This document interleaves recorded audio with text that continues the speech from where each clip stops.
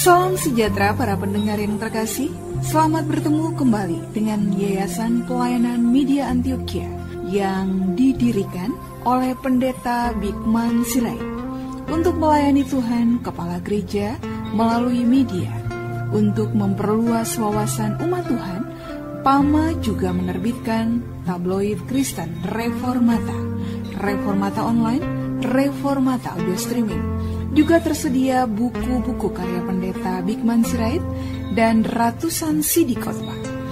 Doakan dan ikutilah pelayanan PAMA di radio, di berbagai kota, dan pelayanan televisi di Indovision, Live Channel, Kabelvision, Family Channel. Untuk informasi lebih lengkap, klik www.reformata.com, www.reformata.com, www.reformata.com. Kini tibalah saatnya kita akan menikmati kebenaran firman Tuhan bersama Pendeta Bigman Sirait. Selamat mendengarkan, Tuhan memberkati. Salam sejahtera saudara yang kekasih di dalam nama Tuhan Yesus Kristus. Kembali kita bertemu dan kita akan terus memikirkan kebenaran firman Tuhan. Hidup oleh firman itu. Saudara-saudara, di dalam Yesaya pasal 57, Yesaya 57 ayat 15 sampai 21. Yesaya 57 15 sampai 21, demikian firman Tuhan.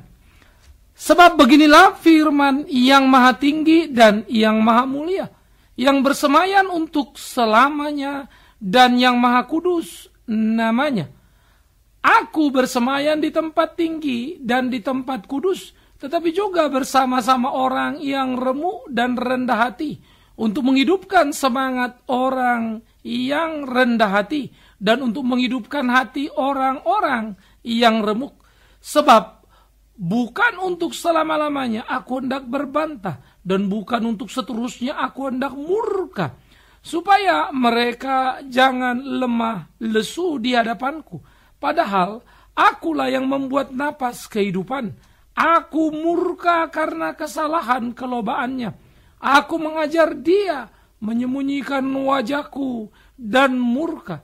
Tetapi dengan murtad ia menempuh jalan yang dipilih hatinya.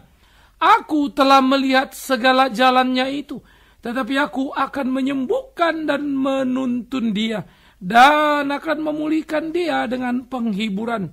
Juga pada bibir orang-orangnya yang berkabung, aku akan menciptakan puji-pujian, damai sejahtera bagi mereka yang jauh dan bagi mereka yang dekat.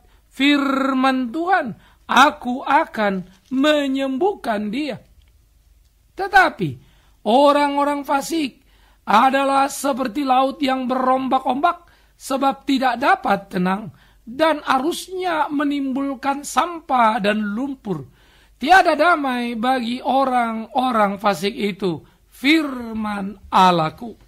Saudara-saudaraku yang kekasih, pada waktu kita membaca bagian ini, kita diperhadapkan pada suatu situasi yang sangat luar biasa di dalam pengenalan kita akan Tuhan. Tuhan tidak berbicara satu sisi, tapi Tuhan berbicara dua sisi. Ia berbicara tentang penghiburan, tetapi dia juga berbicara tentang murkanya. Nah, oleh karena itu, apa yang dikatakan oleh Yesaya menjadi sesuatu yang perlu untuk kita perhatikan bersama. Bagaimana kalimat-kalimat Yesaya mengingatkan tentang sesuatu yang sangat mengerikan. Dan di dalam situasi di mana pada waktu itu Asyur sudah semakin meluas, semakin merajalela, dan Asyur yang sudah mencaplok kerajaan di utara, yaitu Israel yang beribu kota Samaria, karena waktu itu Israel dan Yehuda sudah pecah dua, yang di selatan Yerusalem. Disinilah kemudian bagaimana Yesaya berbicara kepada raja di Yerusalem, dan bagaimana kemudian situasi yang pelik itu, karena Yerusalem ternyata sudah digambarkan Yehuda menjadi kerajaan yang juga tidak setia. Pemeliharaan Tuhan atas mereka terus datang silih berganti, tetapi mereka terus bernoda. Nah, oleh karena itu, apa yang dikatakan di sini? menjadi sesuatu yang perlu untuk kita perhatikan. Pertama, latar belakang tadi saya pikir perlu diperdalam sedikit. Jadi, kerajaan di selatan sempat mengalami ketakutan ketika utara akan menyerbu, bergabung dengan kerajaan lainnya dengan Aram. Tetapi kemudian bagaimana Tuhan berjanji dan menghabisi kerajaan utara, yaitu lewat tangan Asyur. Artinya selatan ditolong oleh Tuhan. Namun 200 tahun kemudian kurang lebih, nanti gantian selatan yang dihancurkan. Tapi bukan lagi Asyur. 200 tahun kemudian justru raja yang kuat adalah kerajaan Babel. Nah, jadi kalau kita melihat perjalanan sejarah yang bergerak dan situasi yang terjadi menjadi amat sangat menarik, saudara yang kekasih. Saya beberapa kali pergi ke Israel dan membawa rekan-rekan, dan saya selalu mengajar kepada mereka, kalau pergi ke Israel cuma pergi untuk taking foto sana, foto sini, lalu bilang sudah menginjak tanah suci, saya pikir itu kebodohan yang mengerikan. Ya, kalau saudara pergi ke sana hanya untuk satu perjamuan kudus atau baptisan, saya pikir itu satu kebodohan yang menyedihkan. Mengapa? Karena tidak ada yang menjadi berbeda, saudara dibaptis di sana atau di sini atau di mana saja. Karena ingat, penyembah yang benar akan menyembah Allah dalam roh dan kebenaran. Roh artinya di mana saja, karena Allah adalah roh yang ada di mana saja. Kebenaran sesuai dengan hakikat prinsip. Maka yang penting adalah benarnya. Ya, tetapi kalau kita pergi ke sana, kita perlu belajar historicalnya, bagaimana situasinya, apa yang Tuhan garap dulu, ya, lalu sekarang di PL, di PB era kita, bagaimana segala sesuatu itu menjadi pembelajaran penting. Nah, ini perlu kembali kepada kisah daripada Yesaya.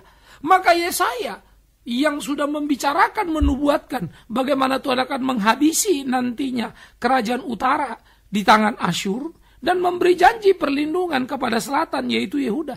Tetapi Yehuda pun ternyata di dalam hidupnya tidak pernah berlaku setia.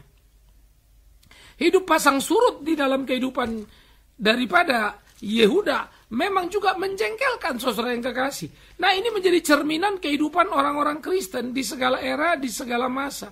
Bagaimana orang-orang Kristen pun seringkali menjadi orang-orang yang tidak sungguh-sungguh. Yesaya memperingatkan raja-raja, termasuk Yesaya bicara kepada Hizkia. Yesaya pula yang menubuatkan bahwa nanti apa yang sudah dipertontonkan Hizkia kepada orang Babel akan dibawa menjadi barang buangan ke Babel. Waktu itu Hizkia bilang tidak apa-apalah, yang penting dalam hatinya begitu ya, selama aku hidup aman. Itulah Hizkia yang umurnya ditambah Tuhan itu. Panjang umurnya, tapi celaka yang dibuatnya. Kadang kita nggak habis ngerti ya, kenapa Tuhan kasih dia panjang umur. Karena itu kalau minta sesuatu hati-hatilah. Jangan minta sesuatu kemudian malah waktu yang tambah itu membuat kamu hanya mencatat kegagalan saja. Itu Hizkia. Sebelum dia permohonan akan umur panjang itu, justru yang diceritakan tentang Hizkia luar biasa. Memohon umur panjang dapat, yang diceritakan cuma celaka. Nah, itu jangan main-main dengan Tuhan. Terlalu banyak orang pengen seperti Hizkia, tapi tidak pernah belajar apa yang terjadi selanjutnya. Itulah ironisnya kekristenan. Tidak pernah belajar utuh Alkitab, tidak pernah belajar dengan sungguh-sungguh. Nah, Yesaya sudah berbicara kepada Yerusalem bahwa ada pertolongan Tuhan, tidak perlu takut kepada persekongkolan utara. Namun, ternyata mereka tidak pernah hidup sungguh-sungguh. Nah, oleh karena itulah ketika digambarkan di dalam Alkitab, bagaimana Tuhan akan menyatakan murkanya terhadap Yehuda. Bagaimana Tuhan akan menyatakan murkanya pada generasi ke depan sana. Tetapi, bagaimana pula Tuhan menyatakan itu sekaligus menyatakan janjinya yang luar biasa itu. Oleh karena itu dikatakan dialah yang maha kuasa, yang bersemayan, yang maha kudus namanya. Disebut yang maha kudus namanya. Jadi jangan ada orang ribut, nama Allah itu harus ini. Kalau begitu maha kudus namanya, salah pula Allah itu kan begitu ya. Tetapi itulah Alkitab. Ya, namanya adalah nama yang tidak tergugat. Dia tidak dikurung oleh nama seperti manusia. Dia bersemayan di tempat tinggi, di tempat kudus.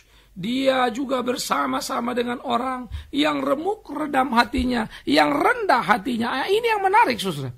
Jadi kalau kita melihat bagaimana firman Tuhan itu adalah menggambarkan Allah yang dekat kepada orang yang remuk redam hatinya. Siapa? yaitu orang-orang yang menjerit kepada Allah ketika satu bangsa hidup dalam hati yang bengkok, ketika satu bangsa melangkah ke langkah yang salah, dan dia tahu akan ada kehancuran, akan ada penghukuman. Dan dia menjerit. Orang seperti ini mengalami kesulitan luar biasa. Hatinya berteriak. Yeremia sampai meratap, mengapa Allah menghukum bangsa itu? Dia masih sempat melihat terjadinya pembuangan. Dia sesudah Yesaya, dia meratap. Dia sedih. Tapi fakta tidak bisa dibantah. Peristiwa telah terjadi. Tuhan menghukum. Tetapi saat yang bersamaan, Tuhan pula menghibur. Itu yang terjadi sebetulnya juga kegelisahan pada Yesaya. Ketika harus memberitakan firman, tetapi seperti di awal dikatakan, beritakanlah. Dan mereka tidak akan mendengarkannya. Tidak lazim sekali, bukan? Tapi itulah Alkitab. Maka kalau baca Alkitab, jangan baca seenak perut saja, supaya cocok dengan selera kita. Logika menjadi sesuatu yang tidak tergapai oleh kita kalau kita memaksa supaya Alkitab cocok dengan selera kita. Tidak. Maka kita bisa melihat bagaimana Tuhan menyatakan hukuman pada Israel. Ditetapkannya. Tetapi dia pun menyatakan cinta kasihnya kepada mereka yang berseru kepada dia. Sehingga Israel tidak sama dengan semua Israel. Ini harus dipahami baik-baik. Jadi yang pertama tadi latar belakang, kepelikan situasi yang dihadapi. Dan yang kedua, bagaimana cinta kasih dinyatakan kepada Israel. Tetapi bukan semua Israel itu Israel. Lalu bagaimana memilah ini? Betullah yang digambarkan di dalam perjanjian baru. Pohon dikenal dari buahnya. Begitu pula di dalam perjanjian lama. Bukankah dikatakan Tuhan menutup telinganya, memalingkan wajahnya kepada mereka para pendosa. Tapi dia membuka telinga bagi orang benar yang menjerit kepadanya. Dia membuka mata bagi penderitaan orang benar di dalam kehidupannya. Nah itulah Allah kita. Nah oleh karena itulah Allah yang hidup ini, Allah yang luar biasa ini, Allah yang namanya kudus. Itu namanya dia Sang Kudus. Apa hakikatnya, apa dirinya, itulah dia. Dia disebut dengan kebajikannya. Nah saudaraku, ketika Allah itu menyatakan cinta kasihnya, tetapi dia juga menghukum. Siapa yang dihukum? Israel. Lah kan jadinya repot dong. Yang salah siapa? Kenapa semua terbuang ke Babel? Kan nantinya begitu. Pasti itu jadi pertanyaan kita. Tapi jangan lupa, semua memang terbuang ke Babel. Tapi tidak semua menjadi pecundang di Babel. Ada Daniel, Sadrak, Mesah, Abednego, itu luar biasa. Mereka menunjukkan kelasnya. Di mana? Di pembuangan. Jadi, tidak semua orang Kristen itu masuk surga. Banyak dipanggil, sedikit dipilih. Semua dipanggil masuk ke dalam gereja. Tapi sedikit yang dipilih masuk ke dalam surga. Nggak usah heran. Oleh karena itu jangan terbiasa dan membiasakan diri mengeneralisasi kasih dan pemeliharaan Allah yang suci. Tapi belajar mengerti apa yang Allah kehendaki dari perspektif Allah, bukan diri sendiri. Jadi saudara-saudara, menjadi sangat luar biasa. Tidak semua Israel itu Israel. Dari zaman Elia pun begitu. Tuhan menunjukkan kepada Elia bagaimana penyertaannya. Elia sempat kecewa, marah, jengkel. Kenapa sudah ditatakan mujizat luar biasa? Ratusan Nabi Baal sudah dibunuh. Tapi Israel tidak berubah juga. Dan Tuhan berjanji akan memberikan kepada Elia 7.000 Israel sejati. Lah kalau 7.000 Israel sejati, lalu yang sebagian lagi gimana itu? 7.000 memang angka perfect sempurna. Lalu apa yang mau diceritakan dengan angka itu? Artinya orang-orang yang sungguh-sungguh takut Tuhan. Jadi tidak semua, memang tidak. Tidak ada kata semua di sana. Dan memang Alkitab tidak pernah begitu. Kita yang kurang belajarlah yang membuat itu menjadi seperti itu. Nah jadilah kekacauan dan penyesatan. Tidak semua Israel itu Israel. Akhirnya Israel dikenali dari kualitas kehidupannya. Itu sebab berjalan dari padang. Di padang gurun itu dari Mesir menuju tanah perjanjian. Berapa orang yang dibantai tangan Tuhan langsung. Kalau darah asli Israel itu. Tapi dosa mereka, perlawanan mereka menunjukkan ketidaksejatian keisraelannya. Itu loh. Begitu pula ketika mereka menjadi bangsa.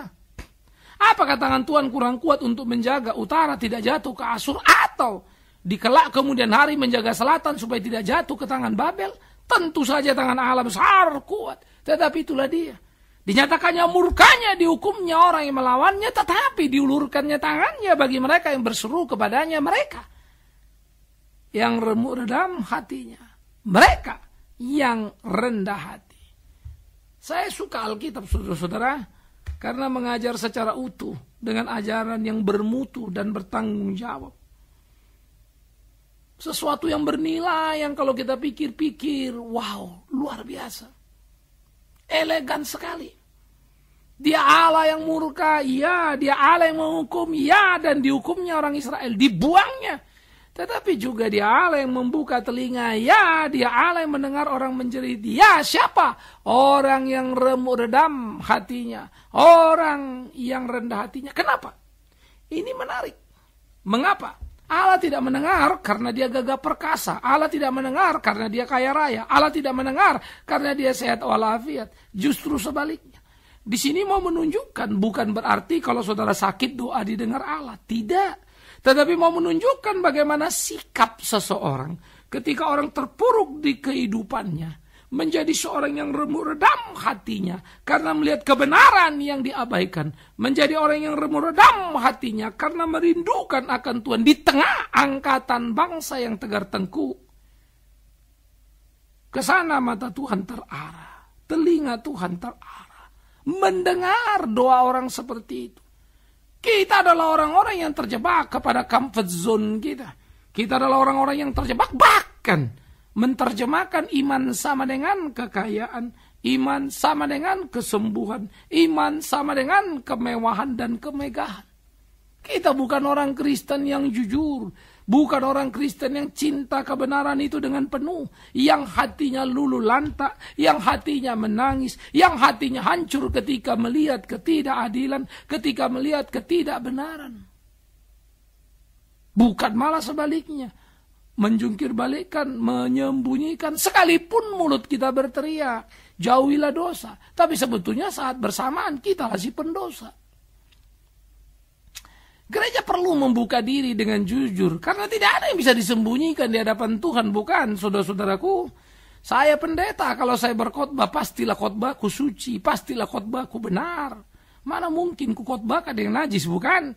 Tapi apakah hidupku suci, apakah hidupku benar? Itu persoalan lain lagi.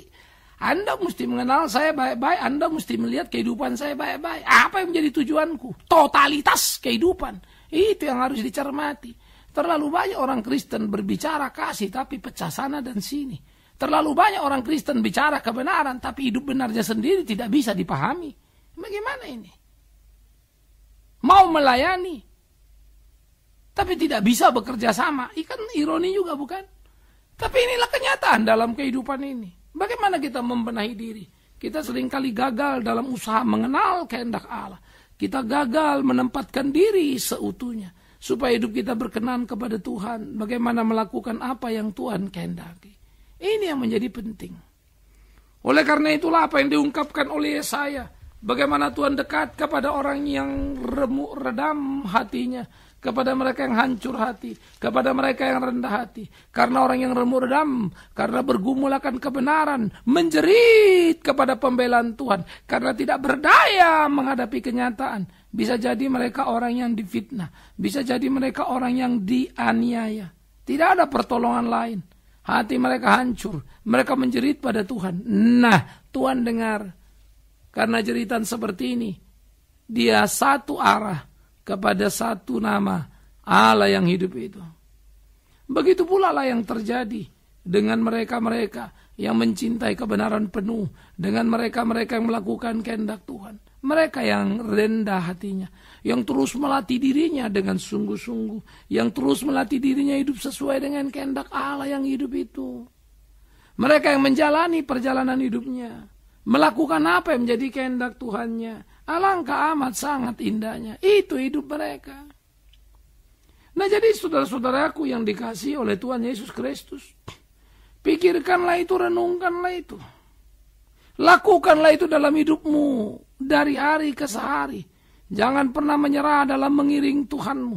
Kesulitan, kepahitan, kegetiran seringkali menjadi jalan indah, jalan mulus, jalan menarik yang kita perlu untuk dekat dengan Tuhan. Tapi jalan yang mulus, yang mudah, yang sangat enak kelihatannya, seringkali menjadi malapetaka yang menjerumuskan. Karena kita terjebak pada berbagai godaan dan lainnya lepas dari pegangan bersama Tuhan. Tuhan dekat kepada orang yang hancur luluh hatinya. Oleh karena itulah dikatakan, tidak selamanya dia akan berbantah. Tidak selamanya dia akan menghancurkan, tidak. Tetapi tetap akan dilakukannya itu bagi yang jahat dan tidak berubah. Tetapi dia adalah Allah yang kemudian berubah dan mau menyembuhkan. Siapa? Yang mau berubah, yang mau kembali, yang mau dituntun oleh Allah itu. Dialah yang menciptakan puji-pujian damai. Dialah yang memberikan nilai-nilai luar biasa dalam hidup ini. Tapi orang fasik, mereka seperti laut yang berombak-ombak. Tak dapat tetap tenang karena penuh dengan maksiat dan penuh dengan pikiran jorok dalam dirinya. Nggak ada damai bagi orang fasik, itu kata Tuhan. Damai hanya bagi orang yang takut akan Tuhan.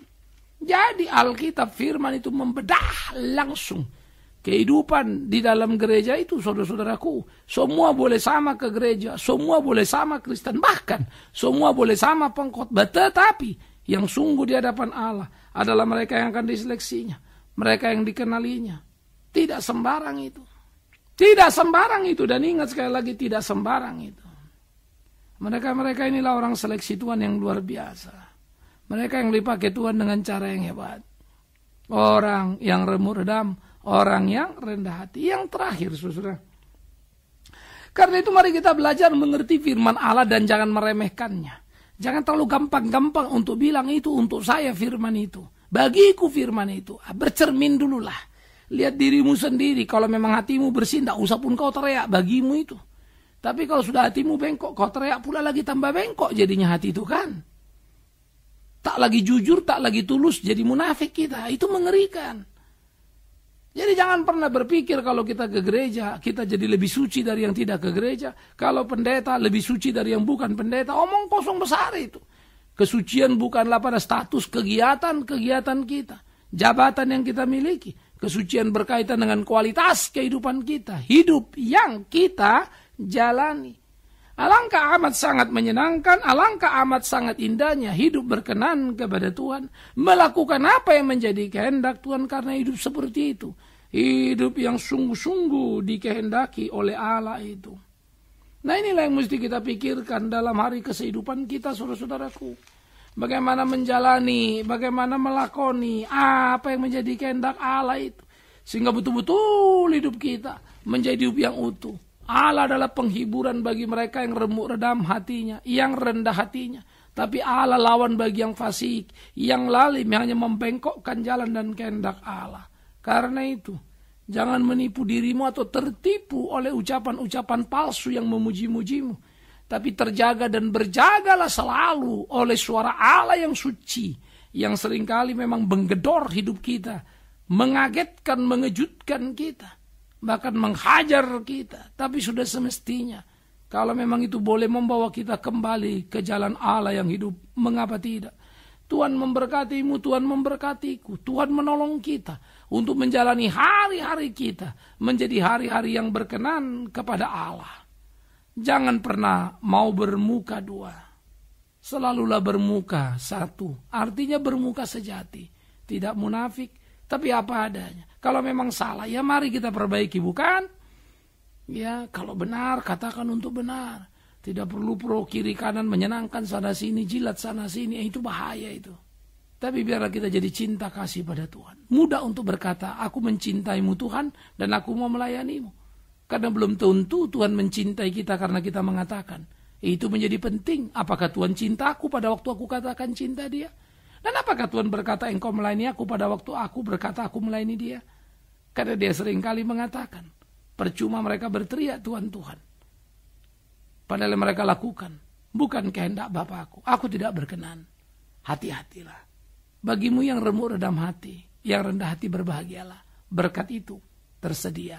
Hidup dalam kebenaran dan berjalanlah terus di sana. Amin. Mari kita berdoa. Bapa di dalam surga, kami bersyukur, kami berterima kasih untuk cinta kasih-Mu, untuk firman-Mu, kebenaran-Mu yang luar biasa. Tolong kami, tuntun kami, bimbing kami di hidup kami, supaya hidup kami berkenan kepada-Mu. Karena itu berkat sertai tiap langkah kami, iya Tuhan. Kami naikkan doa kami dan permohonan kami ke dalam tangan-Mu, Allah yang menilik jauh ke dalam batin, tahu orang yang benar atau tidak, fasik atau jujur. Engkau mengenali suara orang yang remuk redam dan rendah hati.